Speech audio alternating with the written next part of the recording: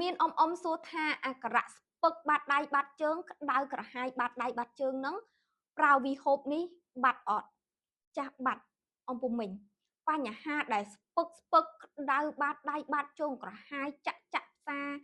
តាមម្រាមដៃម្រាមជើងចាក់ដូចមជុលអញ្ចឹងហើយជាពិសេសក៏ហាយដូចម្ទេសក្តៅភួលពីបាតជើងដល់ចង្កេះជង្គង់ដល់ស្មា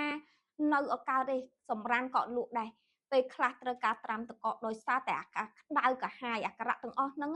អំពុំមានកើតមានច្រើនណាស់ហើយភាគច្រើនដោយសារតែមានបញ្ហាណាលើសជាតិស្ករបញ្ហាទឹកនោមផ្អែមបញ្ហាលើសជាតិអាស៊ីតនិងបញ្ហារលាកសរសៃហើយបើសិនជាពុកម៉ែអំពុំមីងកំពុងតែមានអាការៈទាំងអស់នេះសូមកុំបារម្ភអំពុំមីងព្រឹកមួយល្ងាចមួយហូបជាមួយផលិតផលវីហូបនេះគឺបាត់ដូចគេបេះហ្មងហើយបើសិនជាមានបញ្ហាលើសស្ករខ្លាំងក្តៅកាហាយស្ពឹកខ្លាំងហូបជាឈុតបូកចូលគ្នាពីរមុខនេះចូលគ្នាគឺបញ្ហាមិនថាក្តៅក្រហាយកម្រិតណាទេអំពុំមីងគឺបាត់តែម្ដងអ្នកដែលលើសស្ករលើសអាស៊ីតលើសខ្លាញ់និងបញ្ហាលើសឈាមដែលធ្វើឲ្យគាត់មានអាការៈក្តៅក្រហាយស្ពឹកឈឺផ្សាចាក់ឈីបក្តៅភាយតាមបាតជើងហ្នឹងអំពុំមិញតែ3ថ្ងៃទៅមួយអាទិត្យទេគឺចាប់ដើមបាត់តែម្ដងហើយបើសិនជាអំពុំមិញចង់ដឹងថាវាប្រកាសជាជួយបានមែនអត់ទេ